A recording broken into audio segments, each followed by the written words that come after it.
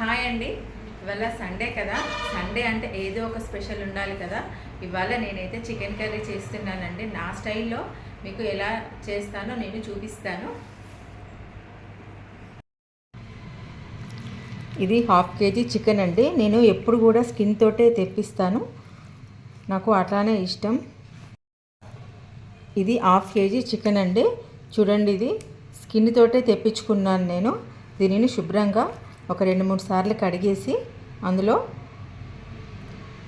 మనము రుచికి తగినంత ఉప్పు, ఒక 1/2 స్పూన్ పసుపు,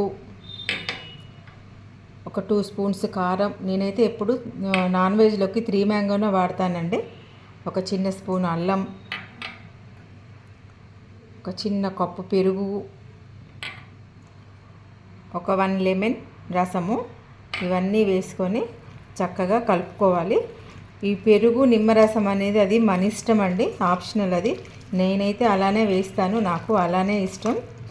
ఇలా అన్నీ కలుపుకొని ఒక 10 నిమిషాలు పక్కన పెట్టేసుకుందాము. స్టవ్ వెలిగించుకొని ఒక కళాయి పెట్టుకొని అందులో కొంచెం ఒక 3 స్పూన్స్ అంత ఆయిల్ వేసుకోవాలండి. ఆయిల్ వేడెక్కిన తర్వాత చిన్న సైజు 2 ఉల్లిపాయలు చిన్న చిన్న ముక్కలుగా కట్ చేసేసుకొని వేసుకోవాలి.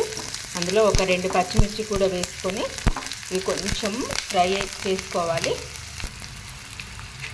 ఇవి వేగుతున్నప్పుడే అందులో కొంచెం అల్లం పేస్ట్ వేసుకోవాలి. ఆల్రెడీ మనం చికెన్లో వేసాం కదా, కొంచెం ఇలా ఆనియన్స్ వేగుతున్నప్పుడు కూడా వేస్తే ఇంక కొంచెం టేస్ట్ బాగా ఉంటుంది. అందులో ఇంక కొంచెం పుదీనా వేసేసుకొని ఇవన్నీ చక్కగా కలుపుకొని కొంచెం బ్రౌన్ కలర్లోకి వచ్చేలాగా వేయించుకోవాలండి.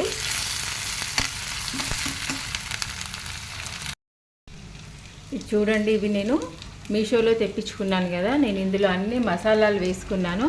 మనము కిచెన్లో ఇలా అన్నీ చక్కగా ట్రాన్స్పరెంట్ డబ్బాలలో వేసుకుంటే మంచిగా వెతుక్కునే పని ఉండదండి, చాలా ఈజీగా అయిపోతుంది. చూడండి, నేను అన్నీ ఇలానే వేసుకుంటాను.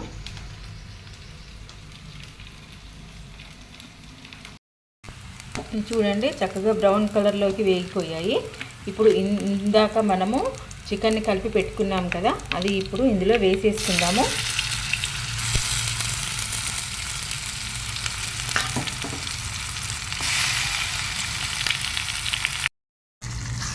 ఇలా మొత్తం వేసేసుకొని దీన్ని చక్కగా కలుపుకొని ఈ సిమ్లో పెట్టేసి మూత పెట్టుకోవాలి. మూత పెట్టుకుంటే దీంట్లో వాటర్ అనేది వస్తుందండి. మనం ఇంకా చికెన్ ఉడకటానికి వాటర్ పోయాల్సిన అవసరం ఉండదు. ఈ చికెన్లో వచ్చే వాటరే మనకి చికెన్ మెత్తగా ఉడికిపోతుంది.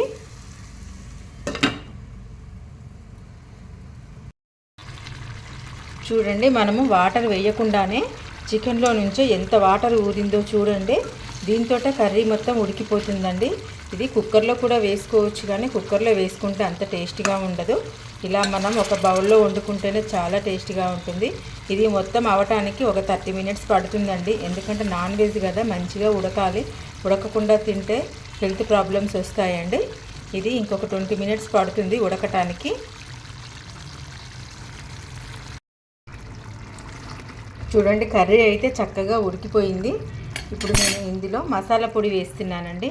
నేను ఇంట్లోనే ప్రిపేర్ చేస్తాను. ధనియాలు, గసాలు, మిగిలిన మసాలా దినుసులు అన్నీ వేసి పచ్చివే మిక్సీ పట్టాను దీన్ని. ఇది చాలా టేస్ట్గా ఉంటుందండి. మనం బయట తీసుకొచ్చుకున్న దానికంటే కూడా ఇది చాలా బాగుంటుంది. అలానే కొంచెం కొత్తిమీర వేసేసి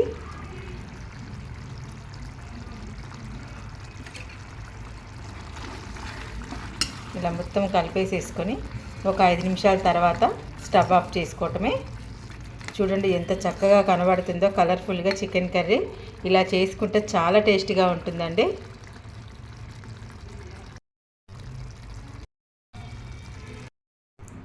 ఇలా వేడి వేడి అన్నంలో ఈ చికెన్ కర్రీ వేసుకొని తింటే చాలా టేస్టీగా ఉంటుందండి. మీరు కూడా ట్రై చేయండి. ఈ వీడియో కనుక నచ్చినట్లయితే లైక్ చేయండి, షేర్ చేయండి, సబ్స్క్రైబ్ చేసుకోండి.